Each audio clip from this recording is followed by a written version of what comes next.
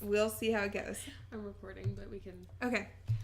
Hello, guys, gals, non-binary pals, convention goers, and others. I'm your host, Harper, and today we have a special guest with us, and her name is... Hi, guys. I'm Jessica. And Jessica joined me to go to the fantastic Blacktasticon in June. It's been a couple weeks, and we're just now sitting down to talk about it. It was June 16th and 17th. Just took a long time to process. It did take a long time to process and to figure out how to record and edit and do all sorts of things because DJ is not here with us. DJ is on summer break, and I am incapable of functioning without DJ, apparently. I'm a guest. I don't have any actual responsibilities. So before we begin, do you want to just tell us a little bit about yourself? No? Okay. I'm just kidding. I was gonna say I'll tell you guys about her then. She is very kind. She's a math major And a science fiction studies minor, which is like my pride and joy right there. Brings me much happiness. It's more than what I have. I have no minor. And I get to do really cool research. I get to do science fiction research, which is lots of fun. That is. I get paid to read.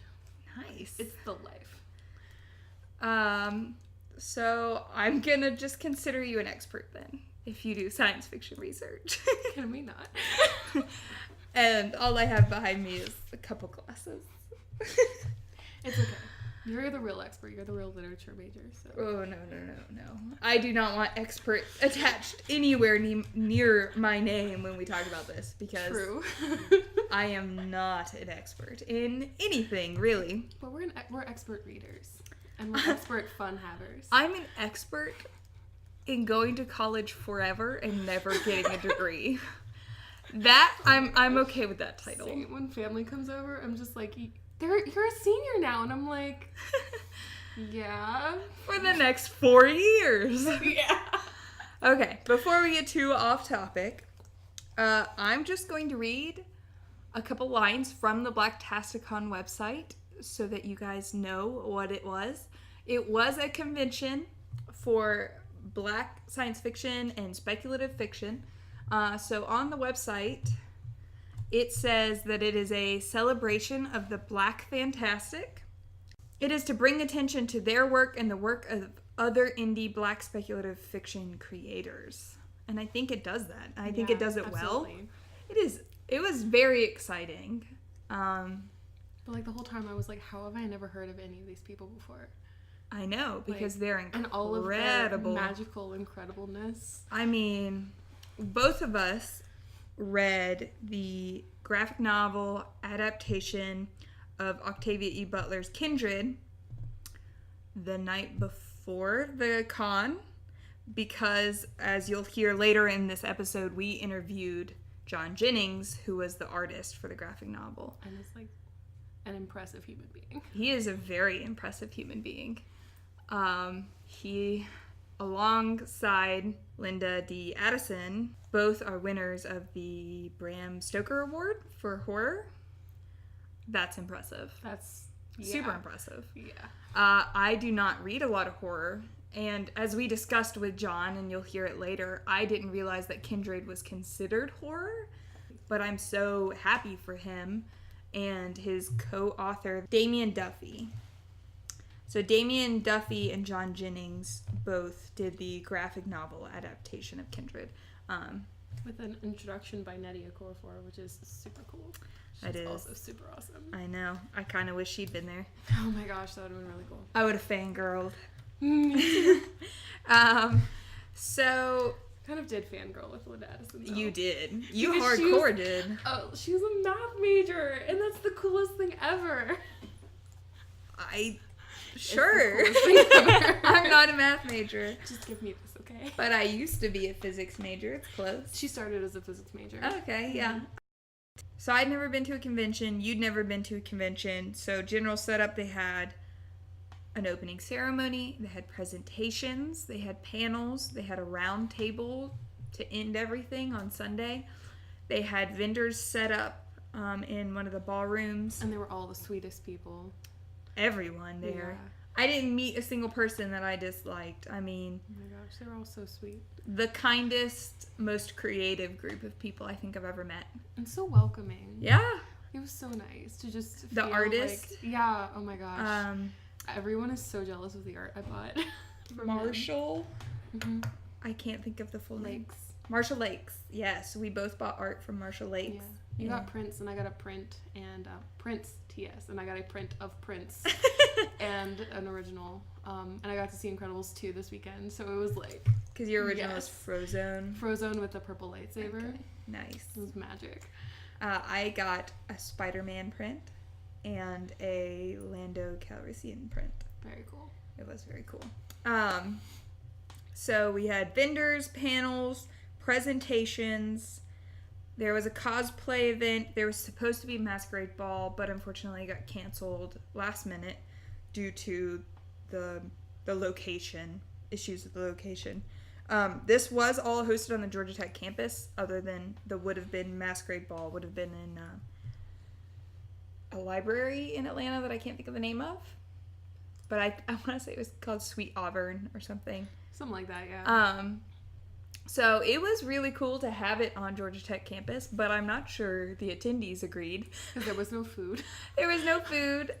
Nothing is open on campus in the summertime. Especially not on the weekend. Not on the weekend, and so the only food was like a mile walk in the... Yeah, no, Dr. Yasek said it was like 5-minute walk. No.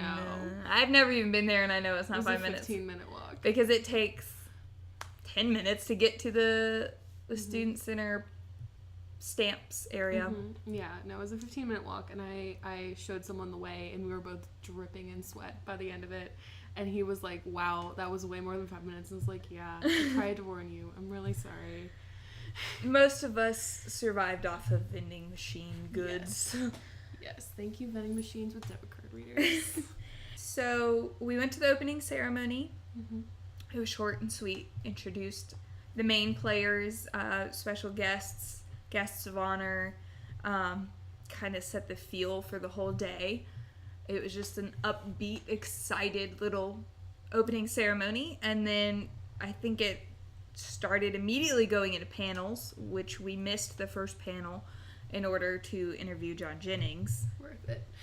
Of course it was worth it. That was fantastic. And as I said, you'll hear his interview in just a little bit. But so our first panel of the day that we went to was called Pattern Master, The Legacy of Octavia E. Butler. I think you've read more. By one book. More by one So book. what have you read? I read Fledgling, which apparently I was informed at the panel that was her fun book. That was the book she wrote for fun. And if anybody has read Fledgling, that book is not fun. It's so Octavia Butler, and it's so like psychologically just perplexing, but it is really entertaining. You'll hear in the interview I'm talking with John Jennings about it, and I was literally up for hours until like 5 a.m. reading it because it was so good, but it's also so disturbing.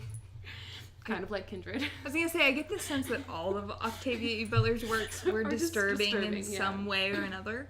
Yeah. I think the main thing I took from the panel was just the absolute awe, respect, and love for Octavia E. Butler from not only the authors on the panel, but anyone who reads her, but also just the people in the audience. Everyone had their own little story to share, like how they had connected with her works and how it had made them think about something or helped them in some way. And as someone who had only read that graphic novel adaptation and nothing else by Octavia E. Butler, I had no clue. And so it was a whole new world for me, but it was eye-opening. Like, I felt connected to these people, even though I'd only read one work, but I could understand their amazement with her. Yeah. Because her writing is phenomenal. Yeah. And within a couple days of the con, she was actually the Google Doodle of the day because it was her birthday. And I posted on Facebook about her, and I was just like, it was such a great experience. And then, like, she's, like, I feel like she's starting to gain momentum more and more and more, and she deserves it. It just sucks she's not around to see it. Yeah. Honestly, I'm still just flabbergasted that Fledgling was her fun novel. And, like, if you talk to someone who's read more than just 2 books from her, or if you've read more than 2 books from her, you know it is her fun novel. Because comparatively speaking, it is fun. It's about vampires. Who doesn't love vampires? But, oh my gosh. I was sitting next to my professor. I read Fledgling for class, for my Afrofuturism science fiction class. We had some intense conversations in class about, like, perceptions of the main character and her age versus her actual age, and, like, all the weird things that happen, and we're just like, this is low-key pedophilia. Like, this is creepy and weird and disturbing. Are you sure you're not talking about Twilight? And it's her fun novel. It's so much better than Twilight. I know, but I'm just saying, kind of pedophilia, vampires. No, but, okay, so the main character, she's like 40 or 50, but she looks like a 12-year-old black girl, little black girl. Okay. But she's actually 40 or 50. She's the first black vampire of her, like, Ina is their species. She's the first black one. And she's the only one who can even stay awake when the sun is up. She's the only one, she can stay awake, and she's therefore the only one that can actually go out into the sun without, like, dying. And, like, that's a big deal, but racism holds them back because people are trying to kill her because she's black. Okay. But the creepy part about the pedophilia is that she's outwardly looks like a 12-year-old girl, and this 30-year-old dude picks her up off the side of the road, and she, like, he tries to, something happens, I don't remember exactly what, because it's been a while since I've read it, but she bites him, and so, like, biting helps her take control of, like, the human whatever, and he starts to like it. And it's so creepy because this 30-year-old dude, 30-year-old dude just picks up a little 12-year-old girl off the road. Yeah. It's creepy. I can see how that's weird. Problematic. Yeah, having read things like Carmilla, I knew what was happening, but, like, at the same time, it's just like, this is not okay. Yeah. So this panel, I'm just gonna list off some of the people who were on it. So Linda D. Addison, Valjean Jeffers, Cherie Thomas, Troy Wiggins, Kenesha Will. I think that was everybody that I can remember. But, I mean, that's, like, an established panel of... really impressive human beings. Yeah. And what got me was... I mean, I already mentioned that they were, like, so in awe, and they spoke of their love for her, but it was... They are all extremely successful, impressive people who just... turn into little fangirls when it comes to Octavia Butler. Not literally anybody listening. I was joking. Please don't be offended. But I just meant they were so humble yeah, I'm sorry. in the discussion of someone who's a hero to them. Yeah. And so... And it wasn't just the women either. It was everyone. I mean, it just made you feel that awe because this established group of really, really impressive authors and editors made it seem like they were just normal, everyday people discussing their favorite author. Which was so cool. It was very cool. Because you go up to them and you're like, you're so cool. And they're just like, yeah, okay. I believe you. I was, as nice as everyone was, I was too shy to go up and talk to people. I got Linda Addison's what's it called? Autograph. Thank you. I was about to repeat signature like that was going to help. But other than talking to Marshall Lakes, the artist, and John Jennings, obviously, I don't think I really talked to anybody else. I mean, I asked a couple people a couple questions, but never really tried to initiate conversation because I felt like my knowledge was inadequate. I got to talk to, his name was Andre, I don't remember his last name, but he was a artist, and when I was showing him the way to the very far away food. Yes, the very far away food. We talked about Kindred, and he had never read it. Oh. He'd never read the graphic novel. He'd never read the book. He had been gifted the graphic novel and didn't realize it until he was listening to our interview. And I was like, no, you need to go read it. And he was like, this sounds really intense, but yeah, I need to go read it. So after the Octavia E. Butler panel, I went to Heroes and Sheroes of Steampunk. I almost always want to say steampunk, but that is the difference, so it's very important that I emphasize that it is steampunk.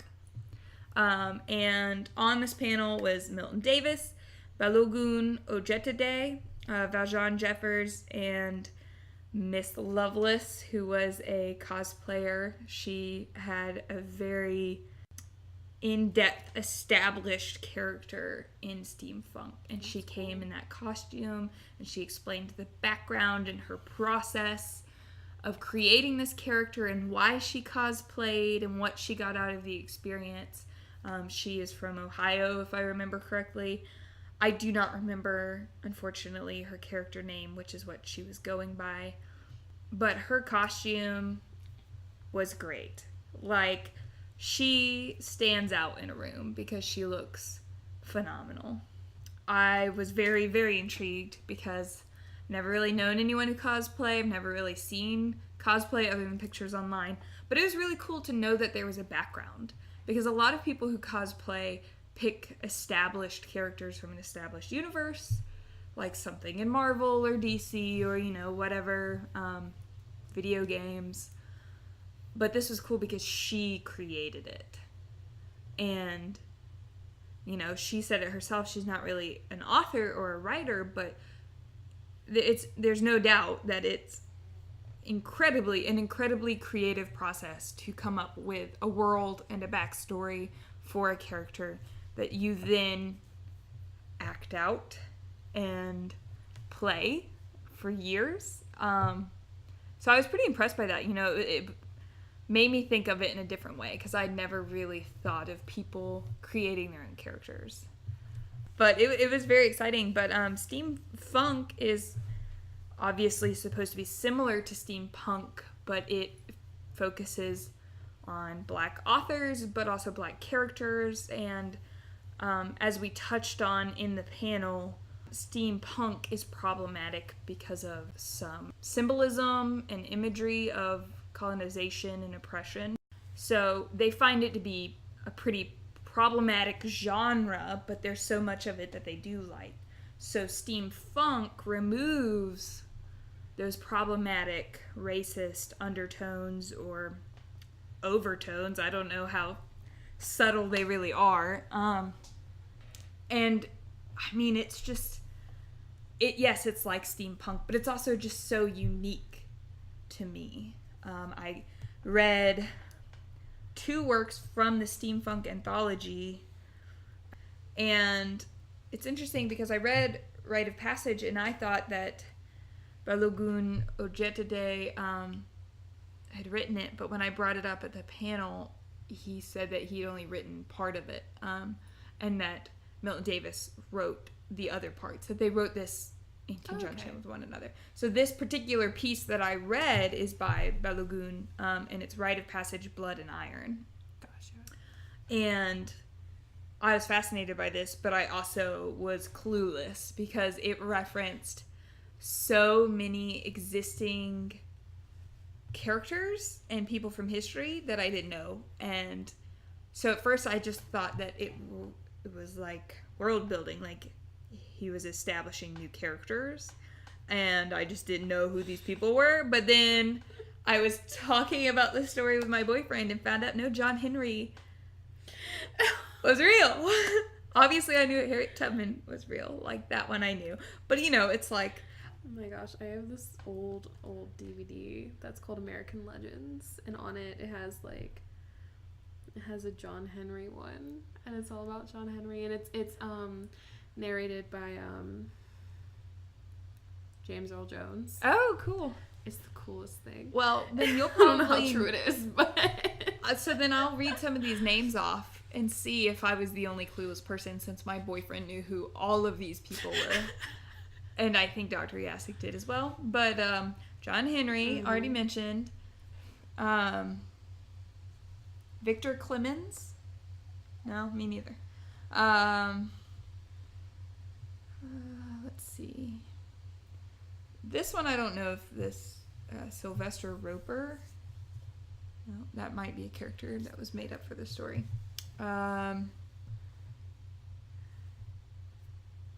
Well, one was Peter Pan. I knew Peter Pan, and I knew Tinkerbell. We all know Peter Pan and Tinkerbell. Well, there was like a mechanical alligator. Did not realize that was actually something from Peter Pan, but apparently it is. So I probably need to Please note that guest is laughing. Noted. Oh my God, I didn't know that.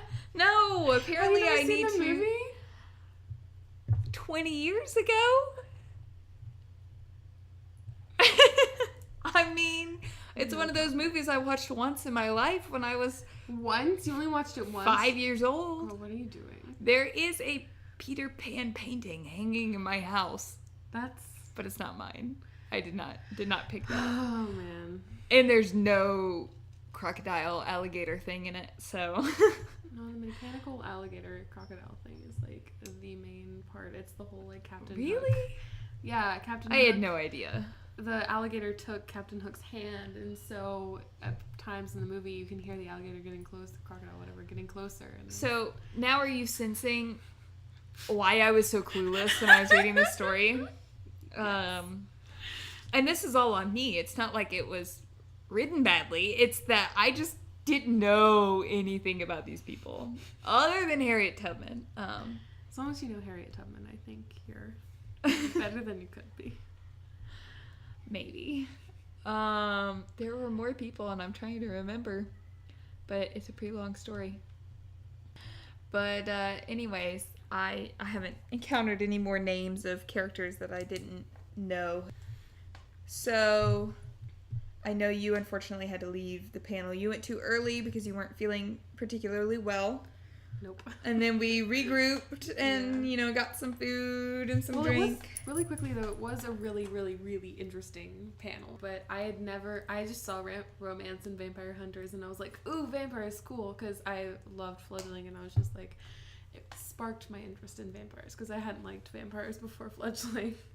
And it was about L.A. Banks, who started as a romance writer and then just kind of became a sci-fi writer, and I don't know, she sounded really cool. I wish I had known more about her going into the panel. Yeah, I was going to say, I'm going to have to look her up. She sounds interesting. Definitely, but everybody there, kind of like how people were talking about Octavia E. Butler, people were talking about L.A. Banks in a very similar way. It's sad that I've never heard of any of them, and so many people have never heard of any of them, but it's also really cool to know that they do exist out there. Really amazing people that just need more attention. So, I only went to 3 panels, even though there were many, but it was... But we went to the third one together. We went to the third one together, and it was Women in Black Speculative Fiction. Marsha was so funny. There were 5 people there, and then another person walked in, and they were like, oh, here, sit down. And then another person walked in, the moderator gave up her chair, and another person walked in, and there were all these amazing women just sitting there talking about women in Black speculative fiction. It was the coolest thing.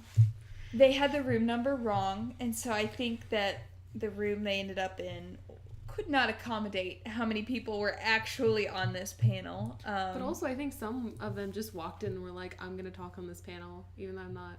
I don't know. I kind of thought... I think that's what happened. No? I'm going to look it up.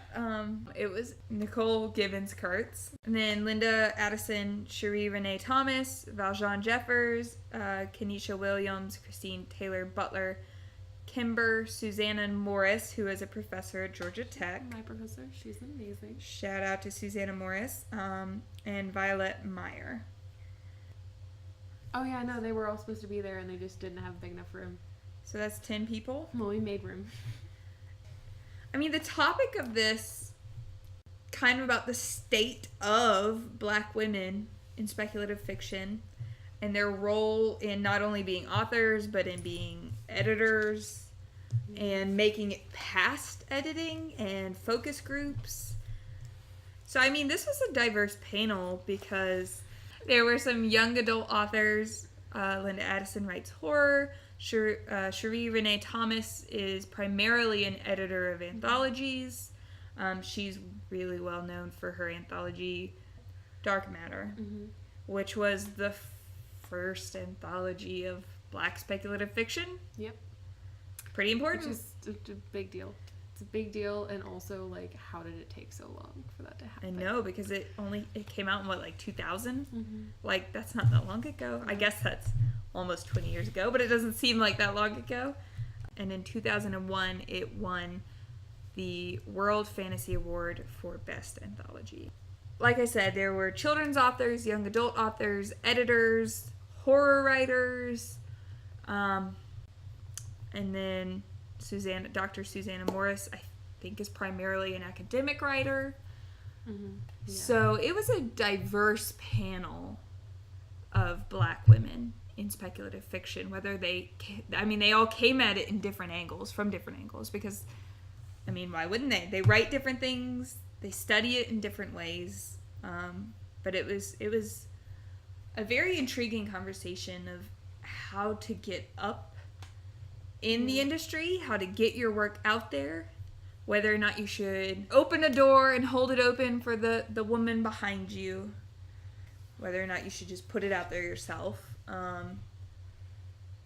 Just the different ways that you can accomplish what you want to, and if there is a better way, or if any way that gets you out there is the best way.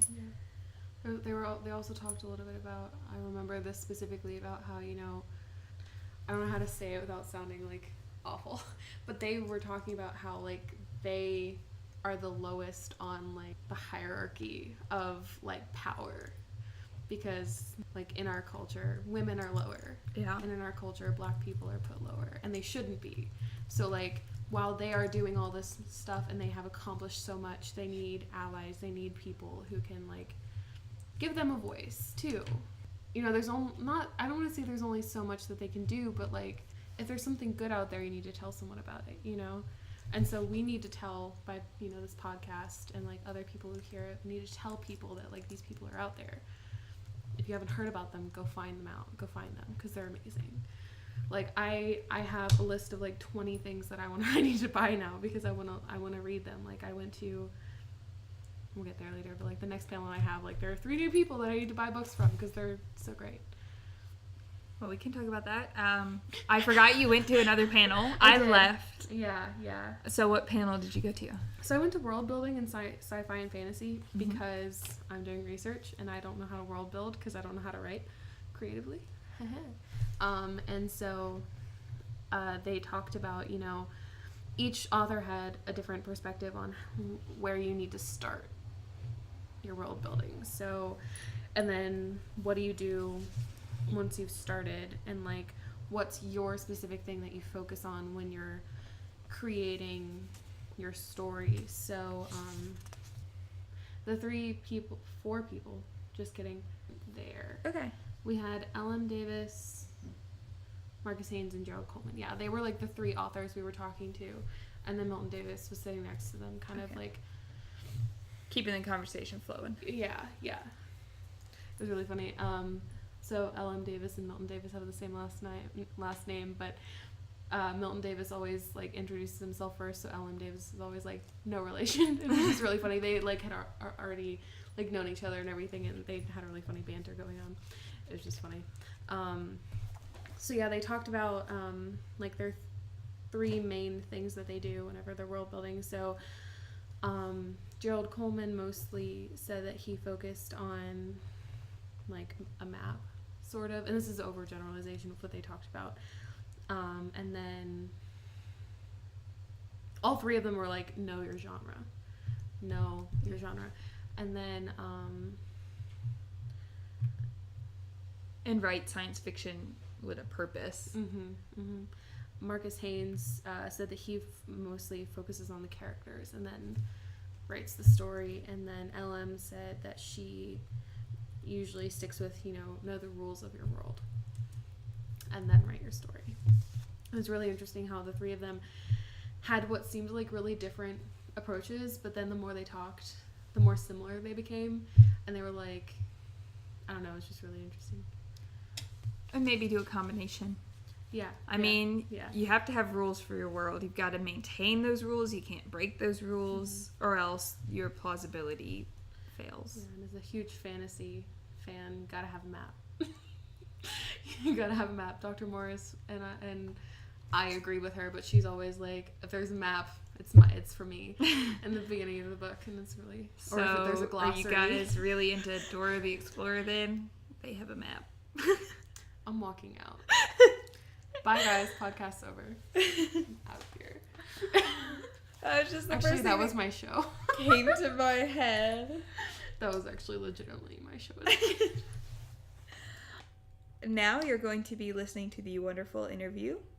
And it is wonderful, not because of me and Jessica, because we are awkward individuals who don't know how to interview someone. In case you haven't noticed yet. But John Jennings was the most sincere, humble, genuine, sweet person I think I've ever met. And talented. he made me tear up. Oh my gosh, yeah. During the panel. I know you both were tearing up during the interview. Mm-hmm.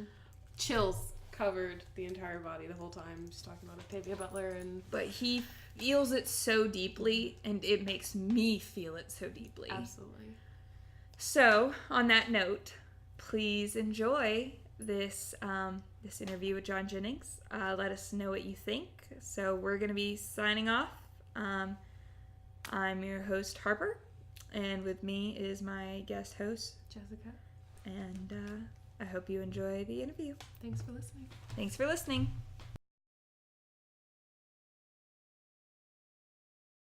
My name is John Jennings, and I am a professor of media and cultural studies at the University of California at Riverside. Okay, so we both just read the adaptation of Kindred yesterday. Oh. And like sped through it because it was amazing. That means so much to me. Thank As a you. graphic novel lover, I couldn't put it down. My roommate was home, and I was like, "No, you gotta go away. I'm busy." Seriously? Really? You're gonna make me tear so up, good. man. Seriously, that's awesome. Okay. I was about to say I've never read a graphic novel, but I read a Nancy Drew graphic novel as a child. But this was my first non-Nancy Drew one, and it was phenomenal. Thank you. I've never read the original Kindred, so Right. this was my first introduction into Octavia E. Butler. Yeah. And wow. now I just want it all. That's great. Oh yeah, I've we're working read on Fletcher. others. We're working on 2 more adaptations now. The Parable of the Sower and the Parable of the Talents back to back. Okay. So those are our next. We haven't really announced it either. So. That's really exciting. we We'll are, be keeping our eyes on. Yeah. Yeah, we're gonna. Ears to the ground. Yeah, we're working on it, and there's a soft cover of the Kindred book dropping in July. Okay. And then it's getting translated into French. So.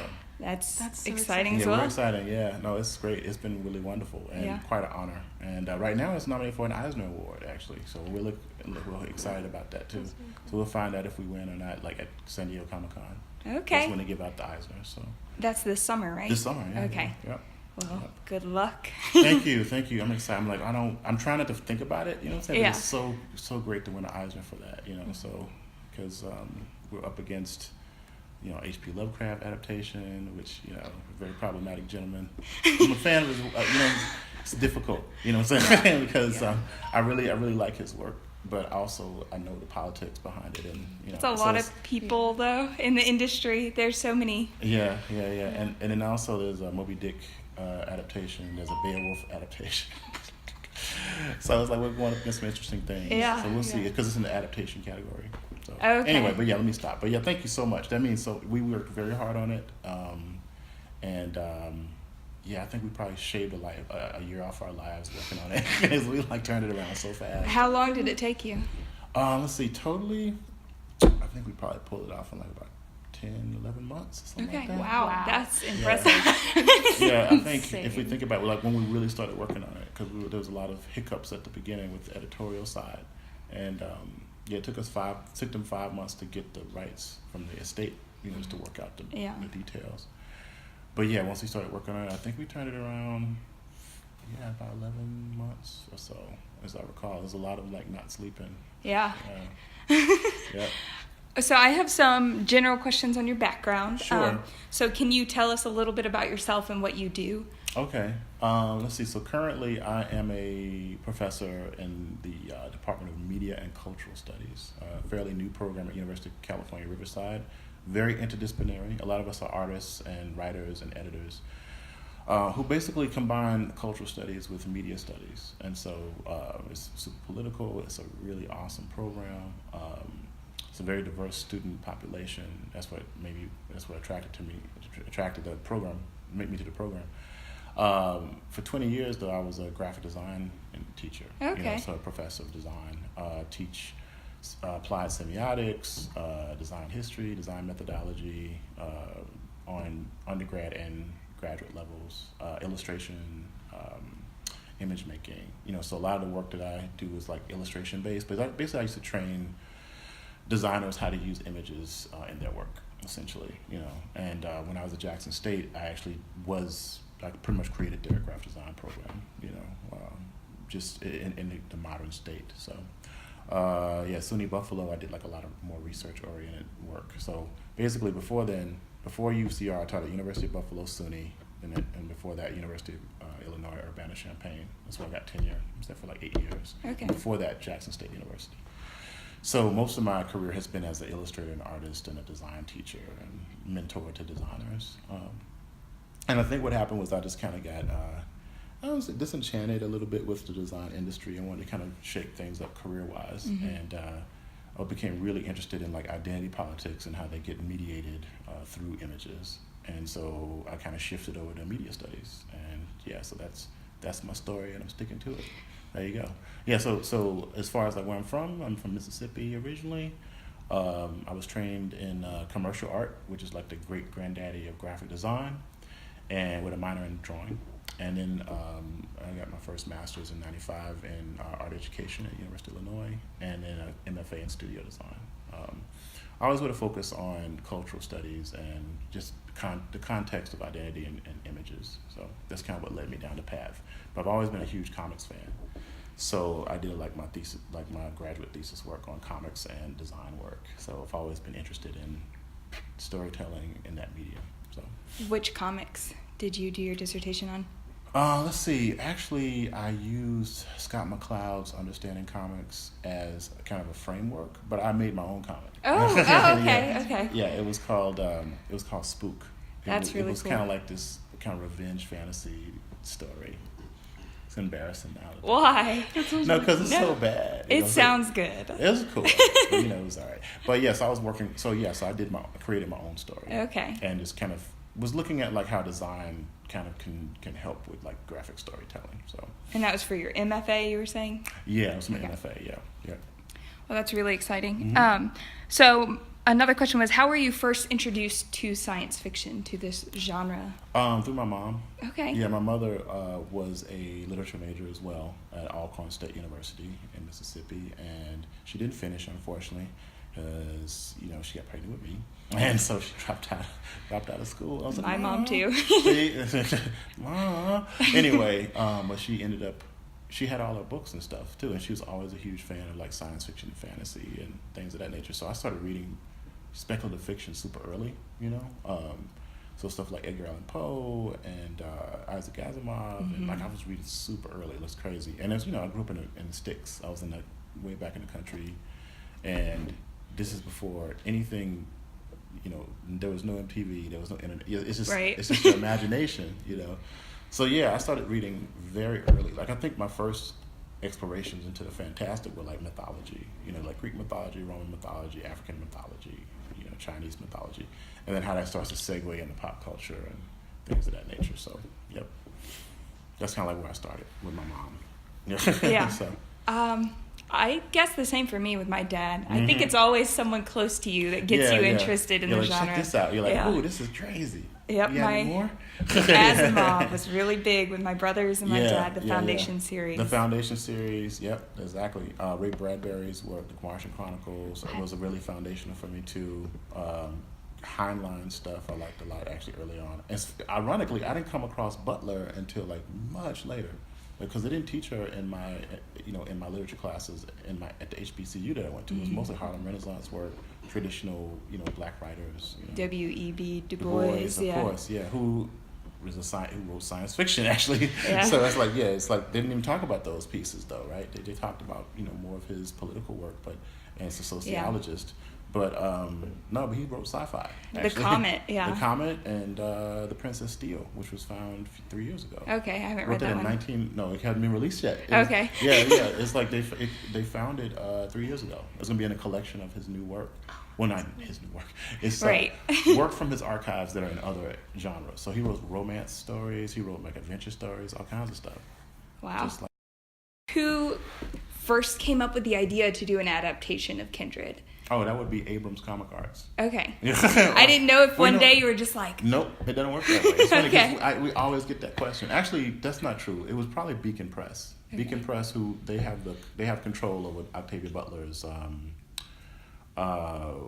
her work. They actually have a contract with her at Beacon Press. So they wanted to do an adaptation of Kindred in the late, it was like maybe 2008 ish. And Damien Duffy, my longtime partner for the last 15 years, it's crazy. He came across this call for entries for an adaptation of it then, and we hurriedly got in a proposal. We totally failed to get that opportunity then, and another artist got that opportunity. For some reason, that version of it never happened, and then it circles back around like 2012 or so, and I'm at Comic-Con showing pages from comics that I want to try to get published, and Sheila Keenan, who then was the senior editor of Abrams Comic Arts, really liked my work. I was very, very gracious about what I was doing, and she said that I would be perfect for this book she's trying to get done, and I was like, well, what book is that? And she's like, Octavia Butler's Kindred. And I was like, excuse me? Because then I thought like, oh yeah, that's right, this other book never came out. I was like, so I didn't know what happened. So I was like, okay. So I told Damien that we had this opportunity to maybe do this. So 5 months later, we're signing a contract. So honestly, if I'd had my druthers, I probably would have done Wild Seed. Wild Seed is my favorite Octavia Butler story. It's what introduced me to her work. But Kindred is beloved because it cuts into so many different genres of work. Women's studies. It's a fictional history piece. It's all kinds of interesting things happening with that story. I get it, and she's extremely widely read. I think, and I hope I'm not making this up. I think she actually is the most successful Black female writer of all time. As far as like sales. Mm-hmm. So that's how it happened. So they were like, this book should go first because it was like the most beloved and successful, and that kind of thing. Yeah, it's gut wrenching, but it's but it's like, what is going on with this book? Yeah. So that's how we ended up doing it with Abrams, and it was interesting because I was just telling Cherie about this earlier. Michael Jacobs, the CEO of Abrams, he was taking a night class, I think, in English literature. Okay. Which, let's just kind of look at this like a CEO of a multinational company taking a night class right. in English, and it was on their reading list. Okay. Right? And so that's how he came across it. He was like, he had never seen it before. And then we're talking about someone who's probably been publishing for like 20 years or so. Right. It's like, what is this book? And then Sheila Keenan, she's been in publishing around the same amount of time, had just come across it too. So it just goes to show you just how like fringe certain elements of publishing are, and then how when the right people read the stuff, they're like, what is going on with this book? So they acquired the rights to it. So okay. Yeah. That's really interesting. Yeah, but it happened simultaneously. Yeah. It's weird how that works out. That's insane. Yeah. Okay. Did you have less creative freedom adapting Kindred because so many people do love it? Did you feel like pressure to do it a certain way? I felt a lot of pressure. Not necessarily to do it a certain way. We tried, I guess the only way we were really concerned with was her voice. Because really, I love the fact that she's still listed as the author instead of like we adapted it, but I felt like we were in collaboration with Octavia Butler. You know what I'm saying? And I love that idea. Like I felt like we were desperately trying to make sure that we found the core of the story that she was trying to tell. Yeah. Yeah. So we did a lot of research on what her intentions. We did a lot of research on what she thought the characters would look like. We tried to be as detail oriented as possible, but bring our own spin to it. And as you were saying, I mean, and thank you again for the praise for the book, but we wanted to cut away, the things that weren't necessary for the graphic novels per se, which was very difficult. Sheila Keenan was a great editor for that. She was like, we don't need this part. I know it's hard. We didn't want to cut anything. but she was great. Like, so really Sheila should be a collab. Like, she's our editor, but she should be on the cover too, because there was a lot of decisions that we just couldn't make because we were just afraid to cut anything that she wrote. Yeah. You know, so it was painful, but it was like it worked out because there are certain affordances that comic books have that literature doesn't have, and vice versa, right? So we were just trying to make sure that we got the best out of the core of the story. So that was the main pressure. Yes, and you think Beyonce got some rabid fans. Oh, Lord. Man. Let me tell you, like the Butletarians or whatever you want to call them, man, Yeah. they're like, look, seriously, we got a lot of flack just for being men. And then Damien's white. So it's like you got a white man adapting this, the optics of it are kind of skewed, right? And then, we have a white woman editing, but we loved the work so much that it comes through. And I think when people sit down and talk to us about the story, that I think they realize, like, no, we were serious. We're not trying to say, this is our story. Yeah, a lot of people said, oh, well, why did you want to adapt this story? I was like, no, it chose us. Because we would have this chance to do it before, and we didn't, and we missed it, and it circled back around to us. And I was like, well, obviously this story wants us to do this. Mm-hmm. I know it sounds weird, but, Meant to be. Meant to be, exactly, yeah. Well, I loved how you really could tell that it was still Octavia Butler's story, because I've read Fledgling, and that's the only one I've read. Yeah. But I could feel that, story. like...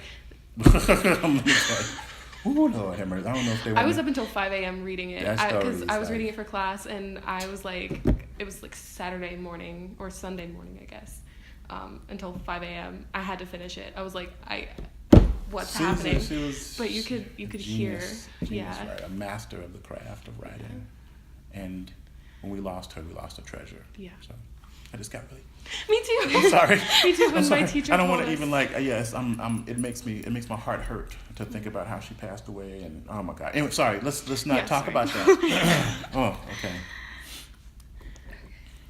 You've talked a lot about your background, so this might have a little bit of overlap, but like, were there any inspirations to your graphic novel style, like your? Oh, for that particular one? Well, not necessarily for that particular one, but are there any like graphic novels or comics that really influenced your style? I'm really influenced by a lot of printmaking work, like people like Lynn Ward, Franz Masriel. Kathy Kollwitz was a huge inspiration for this particular piece because of her work with the Holocaust. She was a German woodcut and fine artist, and she had a really amazing style to deal with that kind of work. Palma Hayden, Otto Dix. Actually, a lot of my influences are fine art, So my style as a graphic novelist comes a lot more from like fine art and expressionist, surrealist backgrounds. That's what attracts me. So my hand is almost like a printmaker's hand. Like my mentor, God rest him, Tom Kovacs, was a Polish printmaker, and I studied under him in grad school. And so a lot of my inspirations come from that kind of aesthetic. So for comics, I'm really inspired by Ted McKeever, Dennis Cowan, Bill Sienkiewicz, people like that who had more of an arts kind of feel to it. Dave McKean, Colleen Duran, but even like storytelling wise, people like Wendy Pini, those are the people I was really. Of course, like Will Eisner. Of course, you can't. Anybody that's looking at like comics, you owe everything to Will Eisner. And honestly, Frank Miller. I don't agree with that gentleman's politics, but that dude is a great storyteller, and he has a wonderful hand. So I think you can see I wear my influences in the hand. You can see, if you know the antecedents, you can see who I look at. Yeah. As you were explaining, I was like, yeah, I see that. Mm-hmm. I get it. Yeah.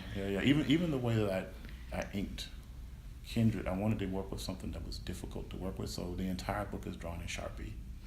Okay. Wow. I was going to ask if it was digital or not. It was digital too, but it's okay. like everything has to be digital these days, just about. But no, but the originals there's originals. Okay. Like 720 drawings actually that are now at the archive that I just told you about. I donated them to my new school. The entire, like most of the drawings for it are in the science fiction archive, and so they're all Sharpie inks. That's really cool. That's really impressive. Yeah, it was getting loopy late at night. It's like My wife would window come into my seat. studio and be like, "Are you okay?" Oh, I'm like, "I see 3 of you. Maybe the one in the middle." It was like it was crazy. Sleep deprived Yeah, and sleep sniffing. and high on, yeah. and high on The Sharpies. Yeah. exactly. I don't even know what's in them, but I know it's like nothing, probably nothing good. No. Like I said, we probably shaved off a life of our, year of our life, like Doctor Who, like he would just shave up a life. Like, that's how I felt. It was like, okay, well, we have dedicated a year of our actual life for real. oh man. Hallucinations, it's nuts. Oh, anyway, no, I can't even tell you the things that we would do to get this book done. It was brutal. But it was worth it because people love it. People seem to really love it. We were so afraid when it came. I was like, oh, God, people are going to hate this book. Oh, God. It was the first time that I had done a project where there were no changes. I've been working as a graphic designer for like 20 years, and usually the client will have something to say. They didn't have a change. They just went through this like, this is perfect. This is what it needs to be. And I was like, really? Seriously? Oh, okay. I'm going to go sleep now. Maybe you should do all of your work in Sharpie in the middle of the night. I know. Honestly, I'm actually for parables where I've switched to a totally digital output. Like my studio's in my bag. So I use the iPad Pro now with the iPad Pencil. I'm never turning back. It's just I've just been practicing with it. So I Less health risks. Yeah. and also, the affordances of it. Like I can do fully rendered work on an airplane. Like I did the stuff. I'll show you some stuff I did on a plane. It's crazy. Like there's no bumps. Even if it is, I mean, you can undo as much as you want. It's amazing. So I think that might be the last seriously analog piece I might do for comics. I'll have to say, I hate to let it go, but it doesn't make any sense to me. Yeah. Particularly if you're working on it. I mean, Kindred is over 237 pages. Yeah. The next one is going to be like 266 pages probably, and then more. Yeah. It's like almost 300-page books. I got to do something that's better, And then also too, I learned a lot from production of the book too. I'm used to doing stuff that's by myself, and I'm used to handling and I was doing all the artwork. So it's really interesting. You didn't ask this question, but people don't understand how difficult a medium is, and comics is a very difficult medium. And so by the time I got done with all the inks, and finished it, I had injured myself. I actually had a pinched nerve in my shoulder because of just the moving of the mouse. And I looked into my folder of uncolored pieces, and it was like a sea of uncolored pages. And you could probably tell I'm a pretty jovial person, right? I despaired. That was the first. I felt like I'm going to let everybody down. I looked because I used math actually, and I counted out how long it would take me to do these pages. And I looked at our timeline. I was like, "There's no way I can finish this by myself." And I was just like, "Oh my God, I'm going to fail this. There's no way." So I had to actually go to Florida for I was doing a consultation on a dance. I do some stuff with theater and stuff too. And I used the money from that trip. It actually cleared my head, and I was like, you know what? I want to pay color assistants. So I paid what they call flatters. So they'd come in and they do the flat colors for me, send me the flats, and then I do the renderings. And so I went from 5 pages a day to 13 pages a day, and we colored that entire book in about 3 weeks. Wow. The end. And I was like, okay. So now that we understand that we need to do this in the studio style, this should go a lot better. But it's a learning curve. So I have my flatters. I was working with 5 flatters, and we would work around the clock. And what I did is I became a project manager in the middle of the project. So I said, okay, well, you do the night scenes, you do the interiors, you do that. You know what I'm saying? And so they had, and they would send them all to me, and I go. One particular point, I was coloring stuff 3 up. So I would go up. Next, 3 pages at a time. Next, it was like blah. It was crazy. And so once we were rocking and rolling, it was done. Had to get it done. So and I'm just grateful that people love it. You know what I'm saying? For the most part, people love it. I think it's been highly rated. It's crazy. So the soft cover has like 3 pages of praise, like just the responses to it. And we were like, just stuff we hadn't even seen before. So one of my favorite ones was ICV2, and they do like a lot of graphic novel pieces. And the dude was like, "Look, I barely give things a 5-star rating, but this is a 5. This is one of the best adaptations of a novel I've ever seen." And I was like, Got chills. That's crazy. "Yeah, I did too. Yeah, seriously. Yeah, because I was like, you know, or seeing an A rating in Entertainment Weekly, Yeah. or the fact that it was, you know, that it debuted at number 1 on the New York Times bestsellers list. I was like, holy crap! So we were like, this is actually a real thing. That's Seriously. through pre-sales? Is that how that Yes, works? that's Okay. right. That's right. Look at you with the pre-sales. Yeah, and so now to be the first African American man to win a Bram Stoker Award for working on this book. Then right after me, Jordan Peele for Get Out. So it's like bam, we get them in the same night. So I was first, and then he came, and he was later. I was like, that's crazy. But for a long time, Linda Addison was the only African American, you know, to have won a Bram Stoker Award. So it's been really amazing, and I'm hoping that we can carry that kind of energy into Parable. So far, so good. Damien is an excellent partner and writer, and we are very conscientious about the content of the work. I'm very serious about it. And It shows through, yeah. Thank you, and understand that this is beloved to people. That people want these books to be spectacular. So we put in blood, sweat, and tears into it. You know, so. Literally. Yeah. And hallucinations. Yeah. There were hallucinations. I ain't even lying. I'm not even making that up. Yeah. You know? I believe. Yeah, I believe you. Yeah. It sounds like a stressful but rewarding time. It's like a lot of pain and suffering with a lot of reward. You're right. Because comics are like a very unforgiving medium, you know. But they also love you too. But you know, Jack Kirby said, comics will break your heart. I love that. Yeah. Yeah. Anyway. Can we just stop for a minute and say that, like, you won the Bram Stoker Award with Jordan Peele on the same day? In the same night. In the same night? That's Yeah. awesome. Okay. Sorry. He's great too, by the way. I met him a few months ago, and I was there when he got his Bram Stoker. Yeah. It arrived in the mail the same day I was there. He's like, That's "Well, I just came in the mail." It was pretty dope. Crazy. Yeah. That's crazy. I love Yeah. watching, like, interviews with him talking about, like, Get Out and then, like, his Key and Peele days and all that stuff. Yes. Yeah. He seems like such a cool dude. He is. He's a very good dude. Yeah. But this interview's about you, sorry. Okay. Sorry. No, you're fine. It didn't occur to me that it would be horror genre. Yeah. I mean, it's horrifying, but like what happens in it, not your work, obviously. Well, yeah, no, you're right, because it actually does have the trappings of more of a gothic horror piece, right? Even down to the tropes. It's got body horror. You got this weird like love triangle thing happening. Weird it's like love thing it's like you know, there's a doppelganger, because the idea of the twin is something like twinning and the uncanny. You know, she's time traveling because of some kind of supernatural connection. It's not science fiction-y. It's actually some kind of existential connection. So these types of things, so it all falls within this kind of gothic horror piece.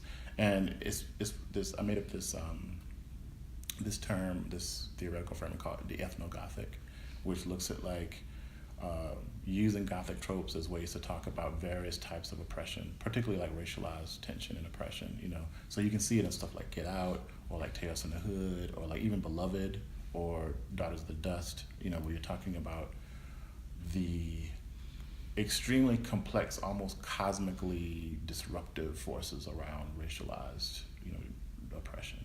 It's unspeakable, you know, these types of things, like the types of things you have to actually like deal with to actually create a slave or blackness or whiteness or whatever. It's not, they don't exist. They're magical. They don't exist. But we base so many things around it. And these stories, like, you know, Octavia Butler's work, they're so effective as apparatuses or technologies to talk about. I look at stories like technologies. They're like extensions of ourselves to explain the unexplainable, right? That's mythology, you know. So these are the things I think about a lot in my own work, and I try to bring it to the graphic, you know, because how do you actually use the visceral nature of graphic images to get across the complexities of how we relate to each other? These are the things that I'm fascinated by as a creator and as a teacher. So, going to your teaching for a moment, I was curious what kinds of classes you teach currently. So, right now, I'm a full professor of media studies, so I pretty much create my own class. I only teach the things that I write. Right now, I'm teaching a comics and contemporary culture class. I mean, well, not right now, but I do. and 3 classes on Afrofuturism. One Nice. is visual culture. It's like almost like an intro to Afrofuturist aesthetics course, that kind of thing.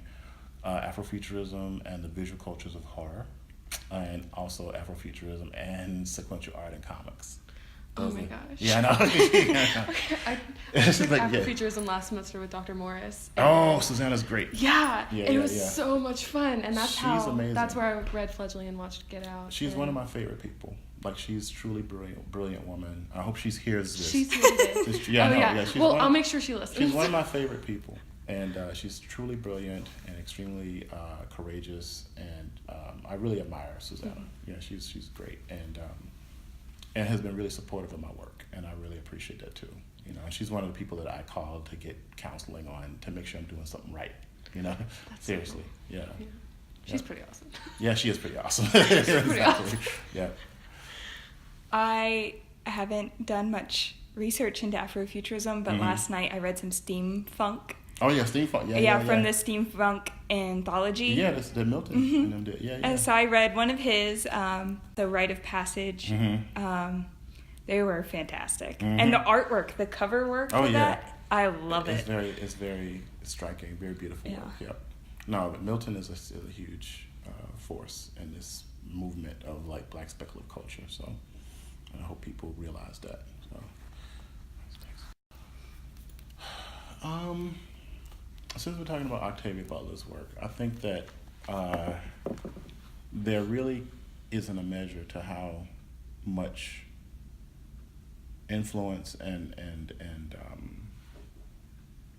inspiration that woman gave to the world, So I just want to leave it at that. Like, I wish I could have met her. So she seemed like an amazing person. So, and her work is substantial and life changing. So absolutely.